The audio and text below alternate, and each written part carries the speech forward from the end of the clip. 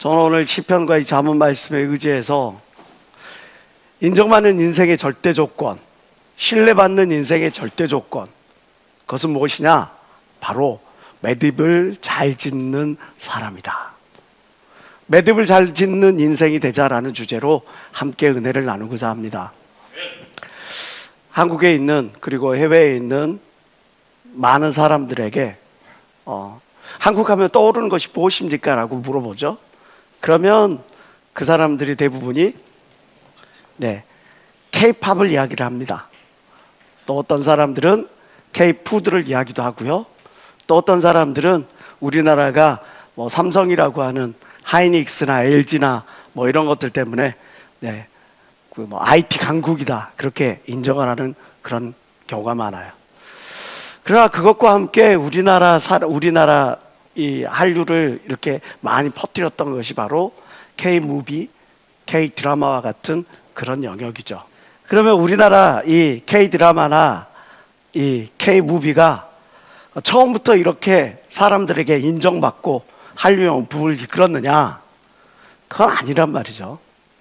지금으로부터 약 20여 년 전에 영국에 유학도 갔다 오시고 한국의 그 KBS라고 하는 그곳에서 대하 드라마를 연출하셨던 PD분이 한 분 계신데 그분하고 제가 좀 막역해가지고 이야기를 나누게 됐어요. 자, 한국의 드라마, 한국의 영화 이게 세계화를 지향해야 되는데 많은 부족함들이 있다. 두 가지를 그분이 이야기를 하더라고요. 첫 번째 이야기하는 것이 뭐냐면 보조 출연진들의 어떤 수준, 우리가 이야기하는 엑스트라라고 하시는 분들이 전문성이 없으니까 그냥 뭐 하면 그냥 사람 불러 모아갖고 자 이렇게 하고 뛰어가시고 그러면 이렇게 하고 이제 잠깐 이렇게 하시고 그러면 이렇게 하고 아니자. 어떤 자기가 이 영화나 드라마에 대한 어떤 소명감, 책임감 이런 것들이 없이 그냥 단순하게 이제 돈만 벌고자 하는 그런 마음 때문에 그냥 모아가지고 하는 그 보조 출연진들의 어떤 수준, 함량 미달 그런 부분들하고 또 후속 작업이라고 할 수 있는 음향 또는 그때 찍을 때 쓰여지는 조명, 또 편집 이런 부분들. 이런 부분들에 있어서 우리나라가 절대적으로 좀 부족한 모습을 보인다는 거예요. 그러다 보니까 우리나라가 영화나 이런 드라마가 세계화가 되기가 많은 어려움이 있다고 그분은 이야기를 하더라고요.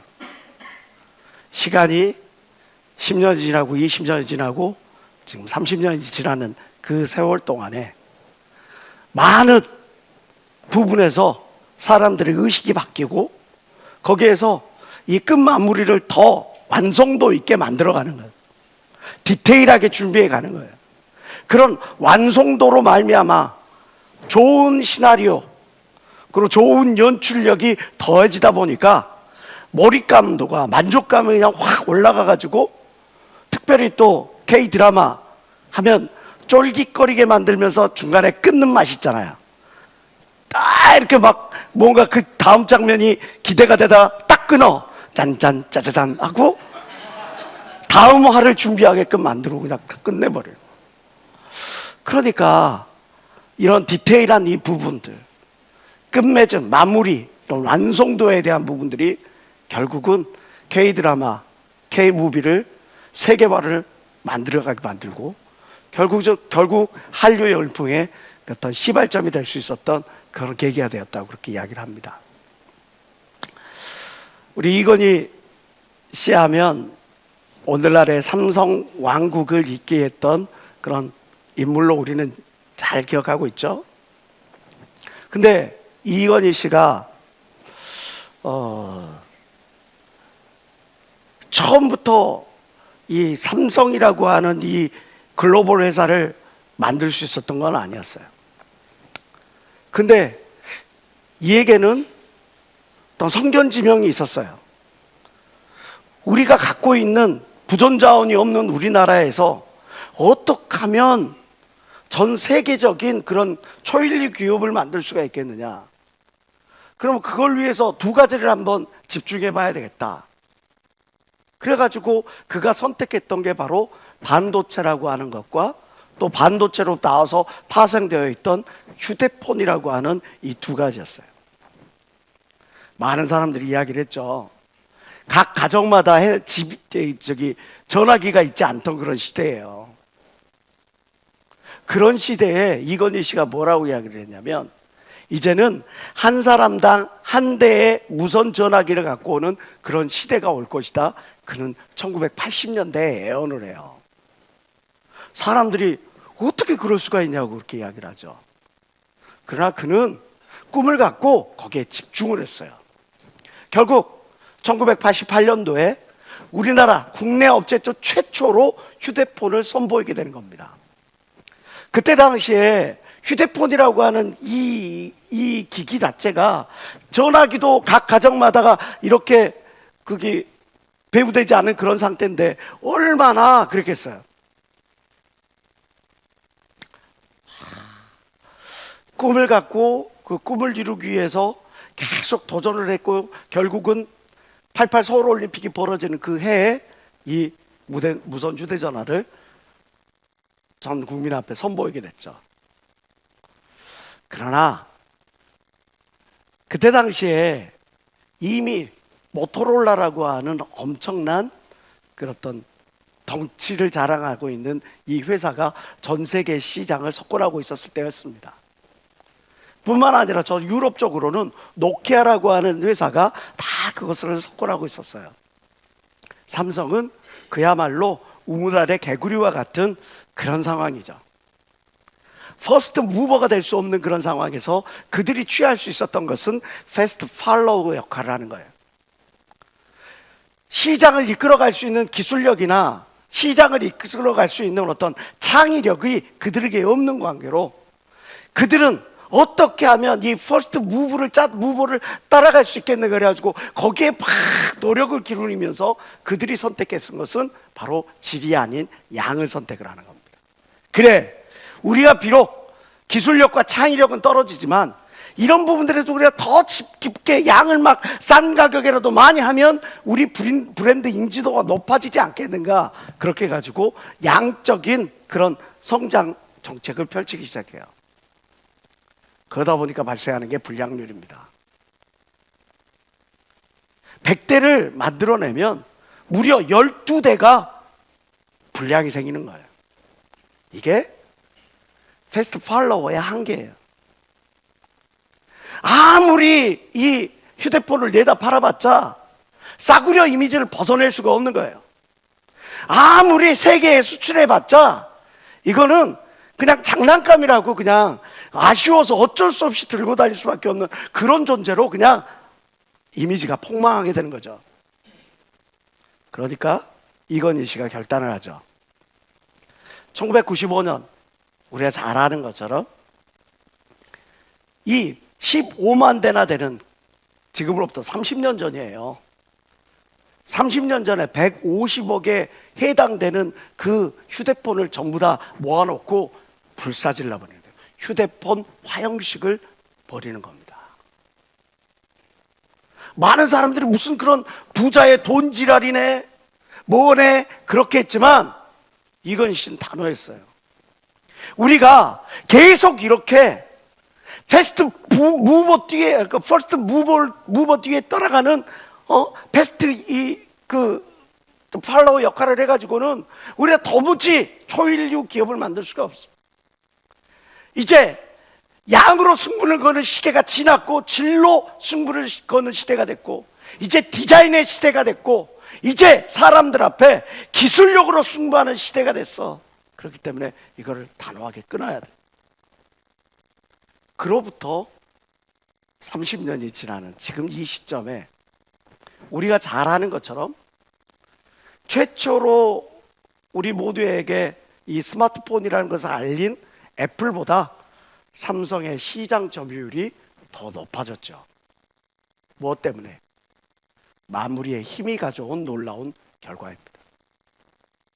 완성도에 집중한 놀라운 결과죠. 먼저 사례를 드렸던 K무비, K드라마에서 나타났던 그 부분과 이 삼성에서의 경우처럼 마무리라고 하는 것은 우리에게 굉장히 중요한 거예요.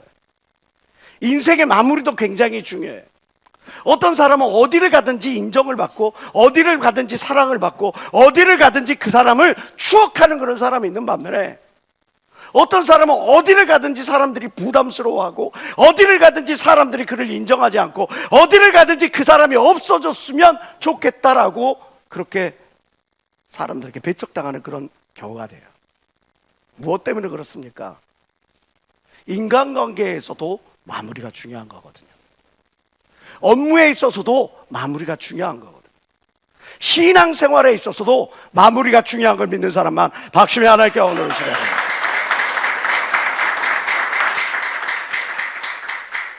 잠언 13장 17절 이렇게 말씀합니다.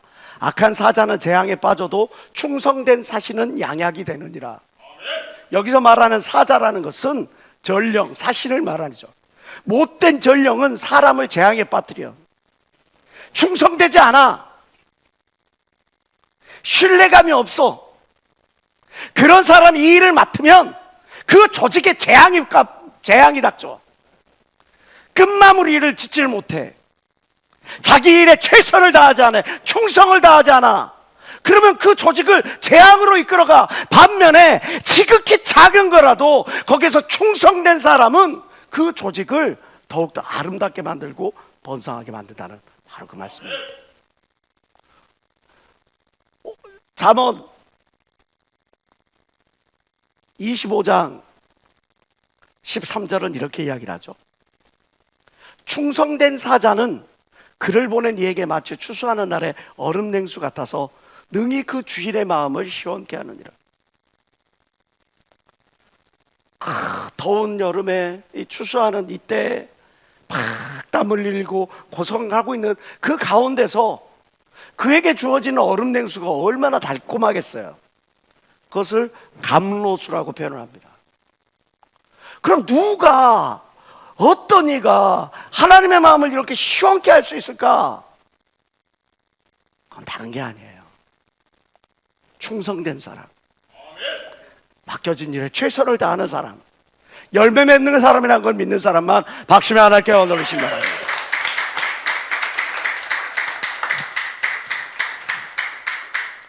자, 그런데 성경에는 이 충성의 척도, 신뢰의 척도를 가늠하는 것이 있다고 그러는 거예요. 이 사람이 과연 충성된가? 이 사람이 과연 신뢰를 받을 만하는가? 라는 것을, 이것들을 저울질하고 이것들을 구분짓게 만드는 그것이 뭐냐? 그것은 다른 게 아니라 깔끔한 마무리, 일의 끝 마무리, 매듭짓기에 강해진 사람, 강한 사람, 그 사람이 바로 충성된 사람이라고 성경은 이야기를 하고 있죠. 잠언 22장 29절에는 내가 자기 사업에 근실한 사람을 보았느냐? 이러한 사람은 왕 앞에 설 것이요 천한 자 앞에 서지 아니하리라 말씀합니다. 여기서 말하는 근실한, 마히르라고 하는 이 말은 성경 다른 곳에서는 익숙한, 뛰어난, 신속한 이런 식으로 표현을 하고 있어요. 다시 말해서 네가 사람들 앞에서 근실한 사람을 보았느냐 했을 때 이 근실함이라는 것은 어떻게 근면성실하는 그런 것을 의미하는 게 아니에요. 자기에게 주어진 것에 책임감을 갖고 책임감을 가질 뿐만 아니라 거기에서 열매까지 얻어낼 수 있는 그런 능력 있는 존재가 돼야 된다는 거예요. 저와 여러분들 모두가 여러분들 각자의 자리에서 저 사람은 내 뒤를 맡길 수 있겠어. 저 사람이면 내 등을 맡길 수가 있겠어. 저 사람이면 내가 이것들을 직분을 맡길 수가 있겠어 할 수 있는 그런 근실한 하나님의 선한 청지기가 되어지기를 주의 이름으로 축원합니다. 그런데 오늘 본문에서 잠언 20장 6절은 우리에게 이렇게 질문을 던집니다. 많은 사람은 각각 자기의 인자함을 자랑하나니 충성된 자를 누가 만날 수 있으랴. 많은 사람들은 각자 자기의 인자함을 자랑한다래. 이거를 공동번역에서는 이렇게 번역하고 있어요. 많은 사람은 스스로 성실하다 그래. 많은 사람들은 스스로 충성된다 그래. 많은 사람들은 스스로 자기 자신에 대해서 일을 잘한다 그래. 그러나 참으로 내가 믿고 맡길 만한 사람, 그런 사람을 나는 만난 적이 없다.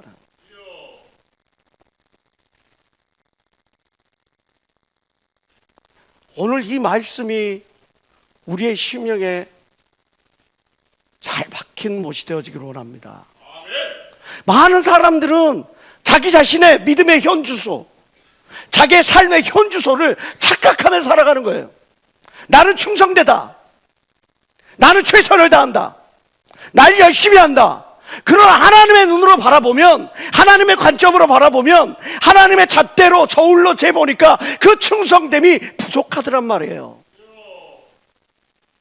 우리가 마태복음에 이 달란트 비유가 나오게 되는데, 이 달란트 비유가 우리에게 주는 정말 중요한 숨어있는 메시지가 있어요. 그것은 뭐냐?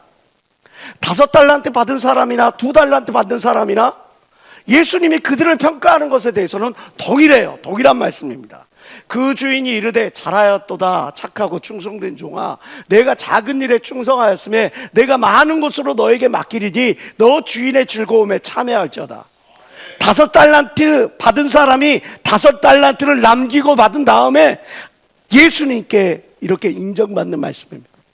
2달란트 받은 사람에게도 토시 하나 틀리지 않고 동일한 말씀입니다. 그 주인이 이르되 잘하였도다 착하고 충성된 종아, 내가 작은 일에 충성하였음에 내가 많은 것으로 너에게 맡기리니 너 주인의 즐거움에 참여할지어다. 결국 이 달란트 비유에서 주님께서 우리에게 말씀하고자 하는 그런 비유는 뭡니까? 그 교훈은 뭡니까? 네가 얼마를 가졌느냐가 중요한 게 아니에요. 너가 어떤 위치에 있느냐가 중요한 게 아니에요. 너가 사람들의 그 눈에 어떻게 들었느냐가 중요한 게 아니에요. 너가 받은 것에서 너는 과연 얼마나 충실했느냐, 그것을 하나님이 바라보고 계신다는 거죠.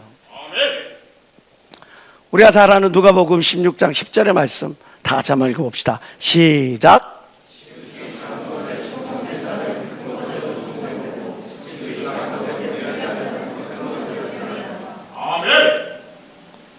우리가 너무나 잘 아는 말씀이지만 내가 충성된 자를 보았느냐 하셨던 것처럼, 과연 나는 나에게 주어지는 시간, 나에게 주어진 물질, 나에게 주어진 기회, 나에게 주어진 모든 것들의 삶의 전 영역에서 하나님이 원하시는 만큼 그런데 충실함을 가지고 살아가고 있는지 우리 스스로를 다시 한번 객관적으로 바라봐야 되지 않겠어요? 성경은 맡은 바 책임을 다해 인정받은 많은 하나님의 사람들에 대해서 이야기를 하고 있습니다. 우리 요셉을 말하지 아니할 수 없죠. 요셉은 정말 어떤 일을 하든지 간에 충성됨을 인정받았던 그런 사람이었어요. 그가 노예로 팔렸던, 거기에서 또 감옥에 갇혔던, 나중에 애굽의 총리가 되었던, 어느 자리에 어느 위치였건 모든 사람들로부터 충성됨을 인정받았어요. 모세는 또 어떻습니까? 모세에 대해서 성경은 뭐라고 이야기를 하냐면 하나님의 온 집에 충성되었다 표현을 합니다. 하나님의 온 집에 충성되었다라고 하는 말은 어떤 의미냐고 하냐면 하나님의 백성들 가운데 모세가 단연코 독보적으로 하나님께 충성된 인물이었다라고 하는 의미예요. 말씀 볼까요? 내종 6절부터 보세요. 이르시되 내 말을 들으라. 너희 중에 선지자가 있으면 나 여호와가 이상으로 나를 그에게 알리기도 하고 또 꿈으로 그와 말하기도 하지만 내종 모세와는 그렇게 하지 않았다. 꿈으로 이상으로 그렇게 하지 아니하고 그는 나의 온 집에 충성되기 때문에 8절 다 같이 시작. 그와는 내가 대면하여 명백히 말하고 은밀한 말로 아니하며 그는 또 여호와의 형상을 보겠거든.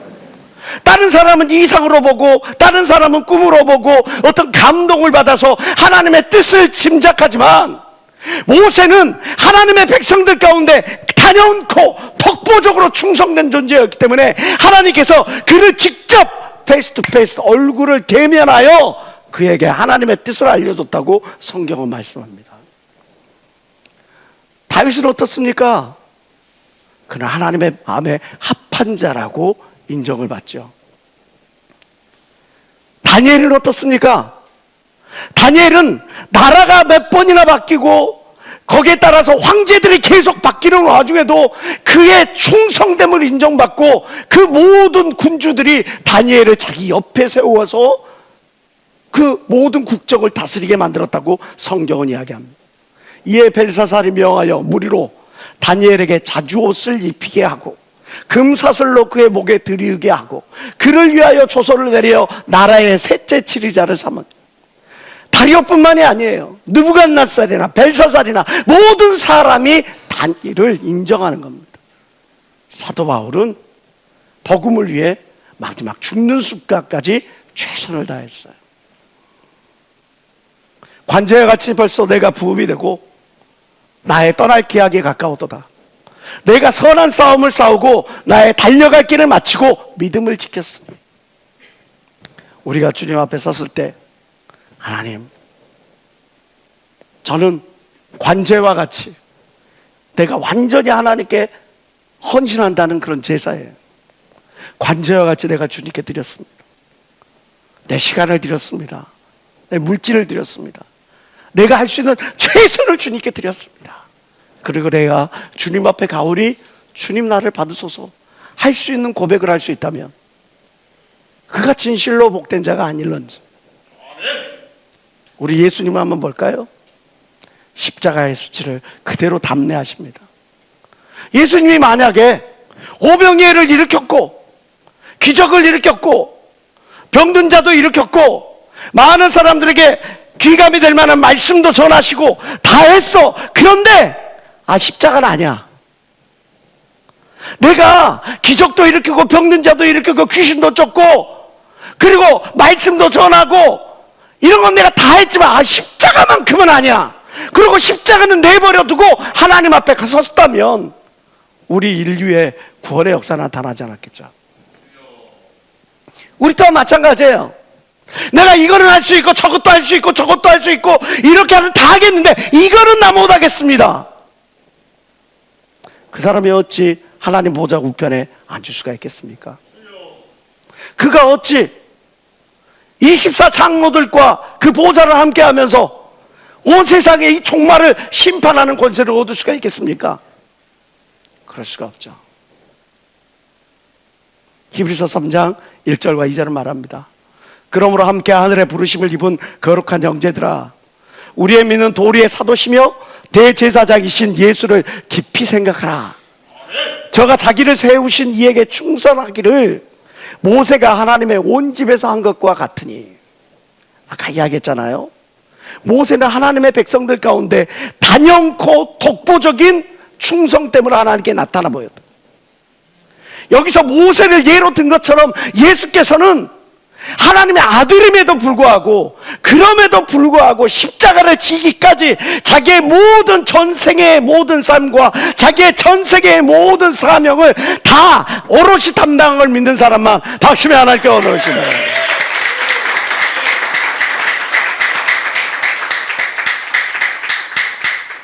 정의자 목사님께서 그런 이야기를 하셔요.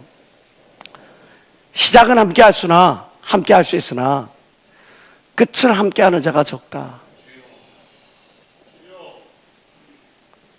시작은 함께하지만 끝을 함께하는 사람이 적다.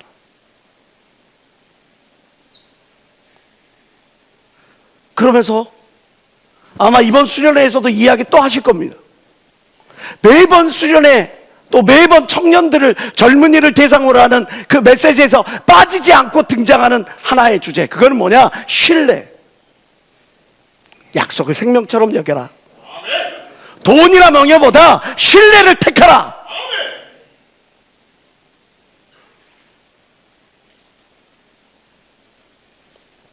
하나님이 저와 여러분들에게 약속의 보증으로서 예수 그리스도에 오실 것을 예언하셨고, 신약을 통해 예수 그리스도를 통해 그 모든 약속을 이루셨습니다. 그 이루실 뿐만 아니라 성령을 보내심으로 말미암아 우리를 지금껏 이끌어가고 계신 걸 믿는 사람만 박수며 하나님께 얻으십니다.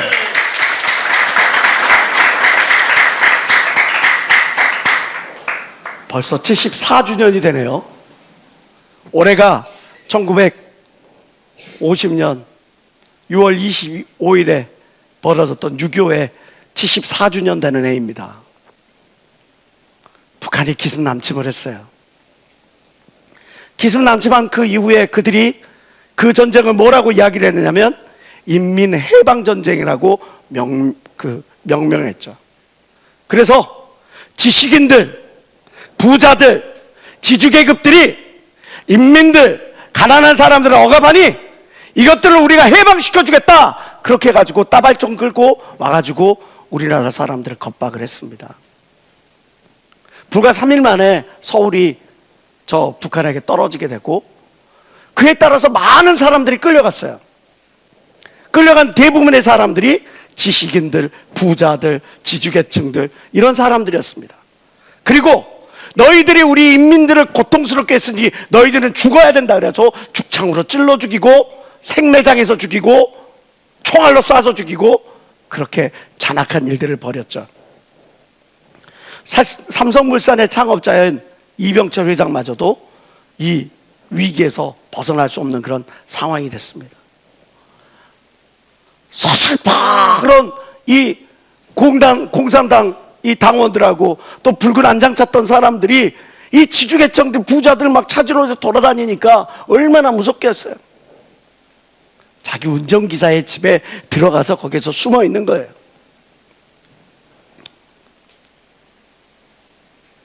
이 운전기사가 밀고를 하면 이병철 회장은 죽는 겁니다. 이 운전기사가 딴 마음을 품고 그냥 이병철 회장의 그 집에 쌓여있는 금은보화든 그 삼성물산 안에 그 창고에 있던 그 모든 물품을 자기가 입 딱 쓱싹 해버리면 자기의 전 재산이 날아가는 그런 상황입니다. 그런데 이 위대식이라고 하는 이 운전기사가 자기 집에 자기 사장님을 숨겨놓고 그리고 삼성물산의 그 창고로 가서 그것을 지키고 있는 그 북한군에게 뇌물을 갖다 주고 그 안에 있는 물건을 팔아다가 이병철 회장을 저 대구로 피난 갈 수 있도록 피난 자금을 대주는 거예요. 사실 그때 6.25 때 많은 사람들이 이런 같이 집안에 머물고 있던 이런 사람들 때문에 배신당해가지고 물질을 빼앗기거나 생명을 빼앗긴 경우가 많았어요. 위대식 씨라고 그런 마음에 안 들었을까요? 내가 밀고 한 번만 하면 돼. 내가 이거 다 빼앗겼다 하고 인마이 포켓 그냥 딱 하고 모르는 척 하면 돼.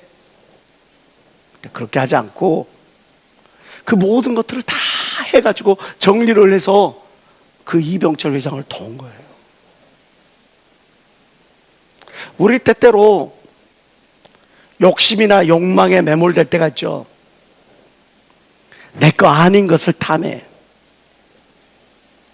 내 거 아닌 물질, 내 거 아닌 남자, 여자, 이성, 내 거 아닌 그 어떤 것들을 자꾸 탐하다가 그것 때문에 자괴감을 얻기도 하고 그것 때문에 범죄함 그 자리까지도 나아가기도 해. 그러나 충성된 사람은, 매듭을 잘 짓는 사람, 마무리를 짓는 사람은 절제할 수 있는 능력이 있는 겁니다. 멈춰설 수 있는 능력이 있는 겁니다. 내가 이 선을 넘으면 그러면 어떻게 될지를 알기 때문에 거기에 멈춰서는 거죠. 삼성 역사상 이병철 회장이 가장 존중해줬던 이사 대우를 위대식 씨에게 해줬다 그래요. 그리고 그가 죽을 때도 가장 최고의 장례식을 벌려줬다 하죠. 우리 또한 마찬가지죠. 우리가 넘지 말아야 될 선을 넘지 아니하고 정말 우리의 주인 되신 예수 그리스도를 위하여 그 하나님의 영광을 위하여 살아간다면 그럼 하나님께서 우리에게 더 좋은 것으로, 우리가 생각지 못했던 것으로 보상해 줄 거 믿는 사람만 박수며 하나님께 원하는 주십니다.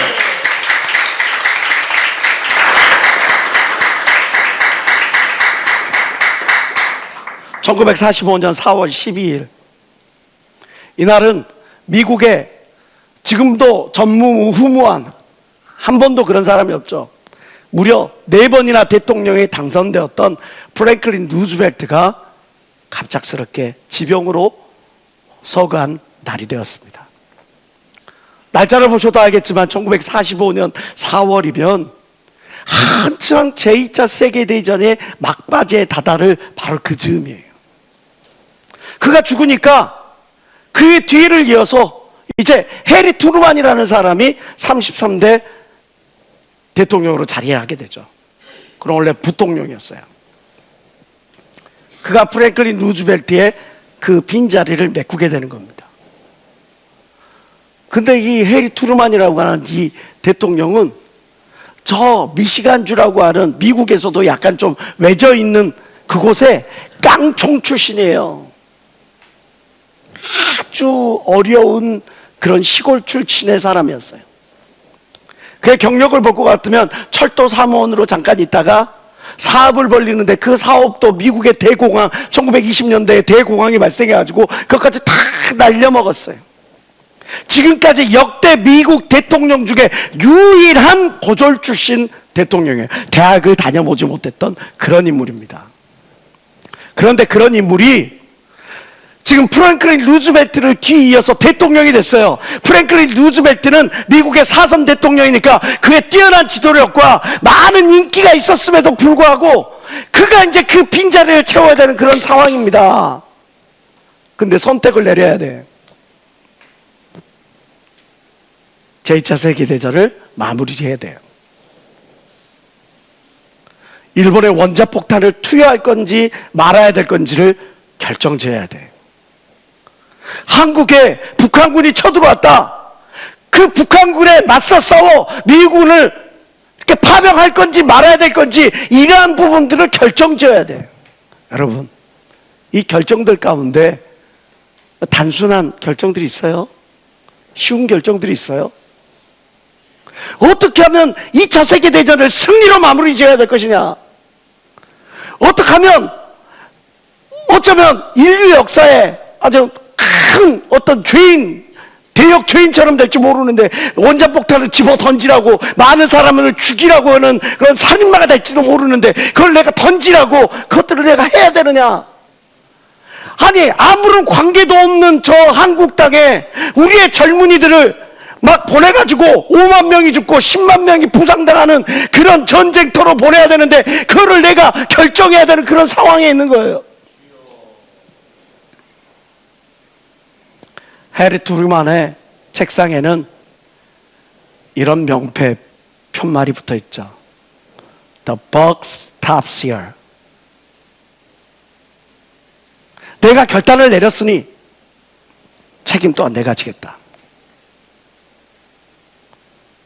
그 책임지는 자세로 자기에게 주어지는 모든 그 결단의 순간에 최선의 선택을 결단을 해가지고 그는 역사에서 인정받는 대통령이 된 걸 믿는 사람만 박수며 하나님께 영광을 주세요.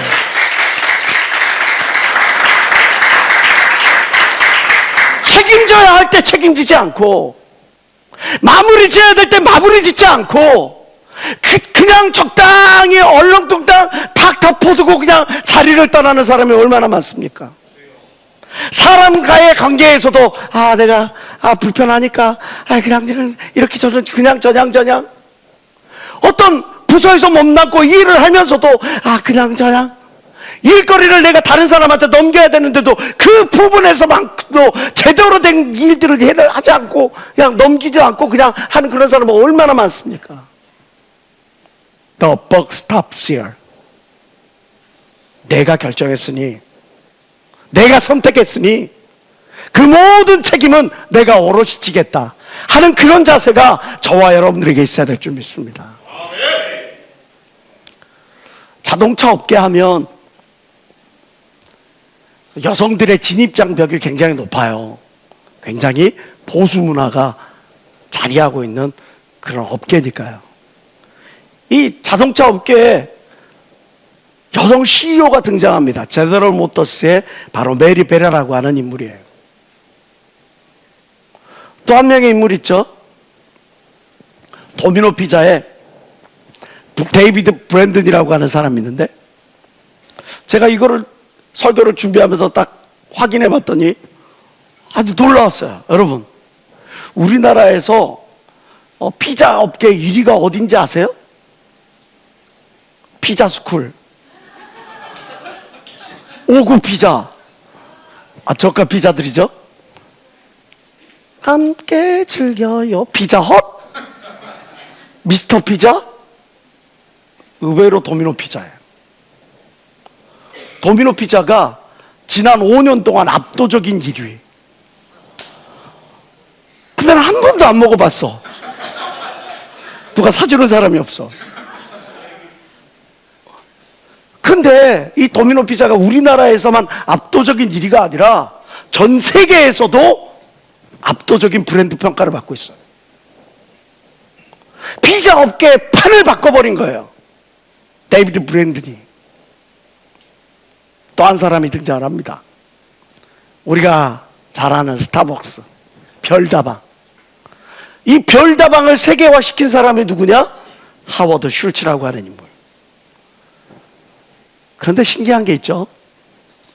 이 세 명의 인물,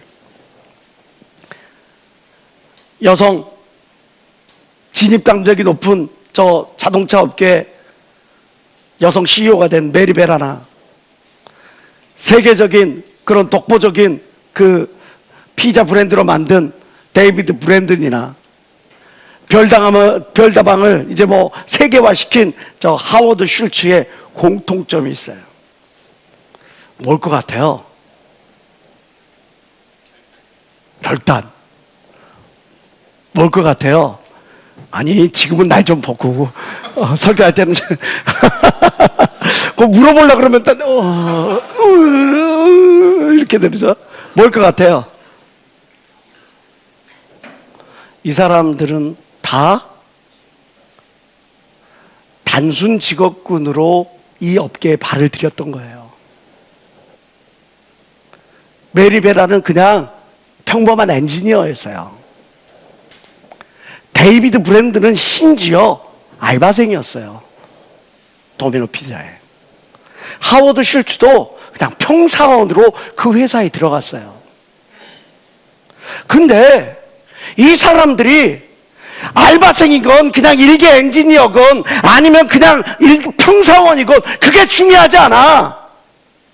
자기에게 주어진 일이 무엇이든 거기에 충성됨을 인정받고, 자기에게 주어진 일이 무엇이든 끝말잇기 무리가 분명하고, 자기에게 주어진 무엇이든 그것을 사람들한테 인정받으니까 결과적으로 모두가 CEO의 자리에 올라가게 된 거예요. 지금 내 손에 흙수저가 달렸네, 먼지수저가 달렸네, 그거 이야기할 필요가 없어요. 언제까지 우리가 수저 타령할 필요 없어요. 내 인생은 내가 만들어가는 걸 믿는 사람만 박수며 하나님께 내 인생 내가 개척해가는 거예요. 헬조선이라고 이야기하는 사람들, 그런 사람들과 어울리지 마세요. 계급론이야 수저 이야기하는 사람들, 그런 사람들과 어울리지 마세요. 여러분들 뭐 주 4일 근무제 이야기하는 사람, 그런 사람들과 어울리지 마세요. 그렇게 놀고 그렇게 편안하고 그렇게 아니라고 그런 사람들하고 같이 어울리면서 여러분들이 어떻게 남들보다 더 빨리, 남들보다 더 높은 자리에 올라갈 수가 있겠습니까? 내게 주어진 것에 헌신해야죠. 집중해야죠. 결과를 드러내야죠. 그래야지 여러분들이 높은 자리에 올라갈 거 믿는 사람만 박수며 하나님께 얻으시면.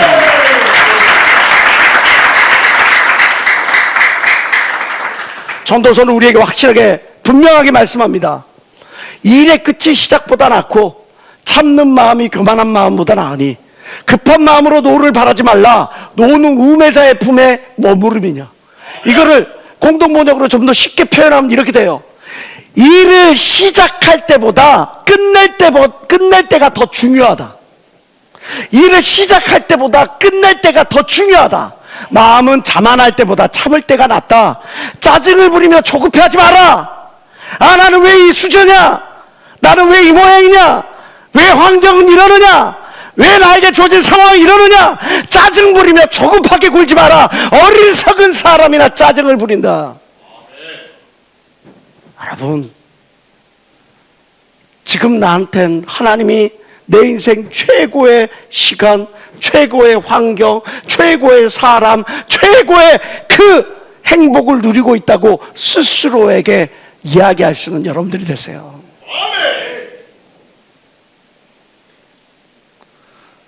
피트 드러커는 이야기합니다. 책임은 당신이 만들어가는 거지 누군가에 의해서 주어지는 것이 아니다.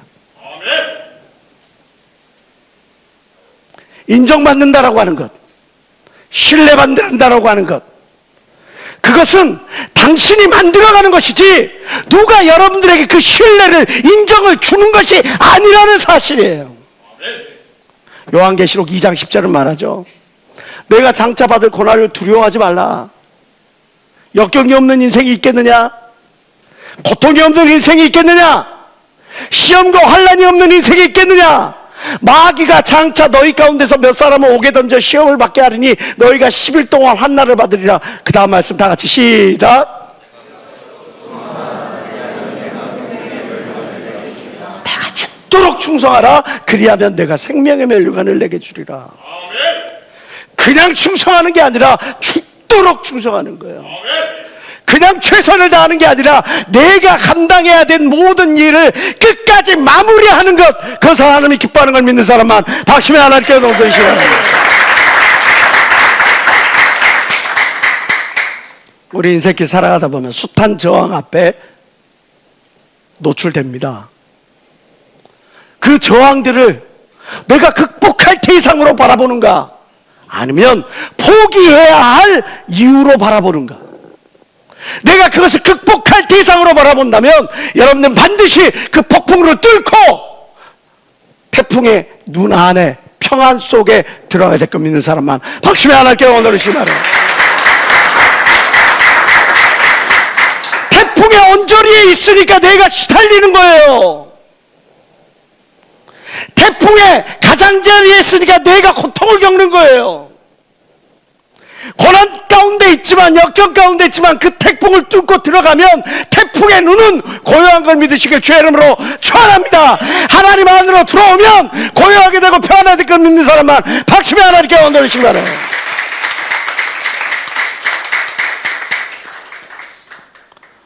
미국의 유명한 격언 중에 하나가 이런 말이 있죠. 마지막 장을 쓰기 전까지는 어떤 책도 끝난 것이 아니다.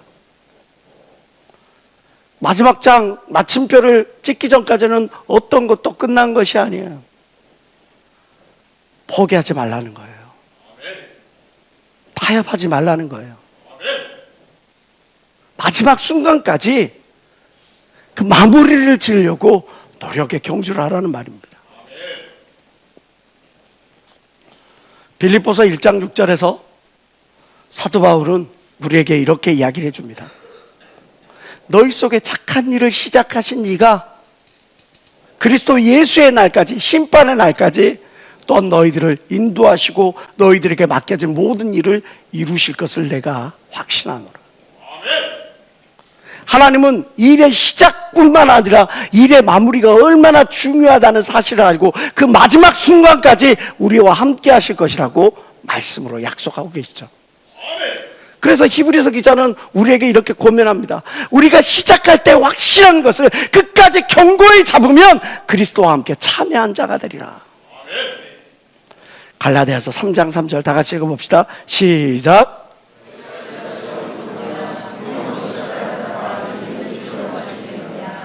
너희가 이같이 어리석으냐? 성령으로 시작했다 육체로 마치겠느냐? 하나님의 은혜로 시작했다가 죄악으로 마치겠느냐? 거룩함으로 시작했다가 욕심과 욕망의 덫에 빠져서 하나님을 버리고 세상으로 나가겠느냐? 하나님을 향한 그 열심으로 시작했다가 사람들에게 치이고 환경에 치이고 내 자신의 게으름에 취해서 그것 때문에 그 모든 것들을 마무리 짓지도 못하고 그냥 덮어두겠느냐? 결단코 그러할 수는 없죠. 내가 사람들에게 인정받지 못해요. 내가 사람들에게 신뢰받지 못해요. 사람들이 나에게서 뒷말이 너무 무성해요. 우리가 거기에 귀 기울이고 우리가 거기에 휩쓸리기보다 나는 과연 얼마만큼 내게 주어진 시간들에 충실했는지를 점검해 봐야 되지 않겠어요? 저 물에 뜨어든 물새를 살펴보십시오. 단 한 번에 저 물고기를 낚아채지 못합니다. 때때로 차디찬 겨울바람을 맞이하면서 물속에 뛰어들어야 할 때도 있어요. 심지어는 강과 바다가 꽁꽁 얼어서 그 꽁꽁 얼어붙은 그 바다를, 강을 그 부리로 쪼아서 구멍을 뚫고 그리고 나서 거기에 물속에 뛰어들어야 될 때도 있어요. 성공률도 높은 게 아닙니다. 갈매기가 물속에 뛰어들어서 물고기를 잡을 확률은 불과 10%밖에 안 된다 그래요. 10번을 뛰어들어야 한 마리를 잡을 수가 있는 거예요. 내가 주어진 기회에 얼마나 충성했느냐, 우리 스스로를 돌아봐야죠. 저는 지금 이 자리에 있는 저와 여러분들 모두가 여러분들이 속한 사회에서, 여러분들이 속한 기업에서, 지금 우리가 속해 있는 이 교회에서, 또 하나님 나라의 온 집안에 충성됨을 인정받는 그런 존재가 되어지기를 원합니다. 신뢰받는, 인정받는 그런 존재가 되어지기를 원합니다. 그 신뢰와 인정의 척도, 충성됨을 가름하는 척도는 바로 책임감이에요. 지금 나는 얼마만큼 마무리를 신경 쓰고 있느냐. 사람 사이의 관계에서, 하나님과의 관계에서, 내게 주어지는 업무에서, 내게 주어지는 직분에서. 여러분들 기억하십시오. 마무리와 완성도가 여러분들에 대한 평가의 척도가 되는 겁니다. 나는 과연 내게 주어지는 그 시간들에 얼마나 완성도 있게 살아가는지. 이제 여러분들의 주어지는 시간과 기회에 최선을 다할 수 있기를 주의 이름으로 축원합니다. 마무리가 강한 여러분들이 되시길 주의 이름으로 축원합니다. 기도하시겠습니다. 하나님 아버지, 내게 주어지는 그 어떤 기회들이라 할지라도, 내게 주어지는 그 어떤 만남이라 할지라도,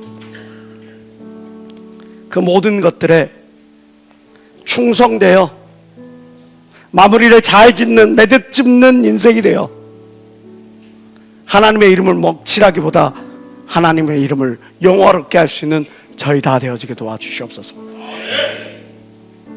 주님, 제가 살아오면서 인간관계에서 때때로 주님께서 내게 맡기신 직분이나 사회계에서 나에게 주어진 업무에 내가 충실하지 못했다면, 이번 이 시간을 통해 충성된 자를 누가 보겠느냐 했던 그 주님의 음성이 바로 나요! 라고 고백할 수 있는 저희가 되어질 수 있도록 역사해 주시옵소서.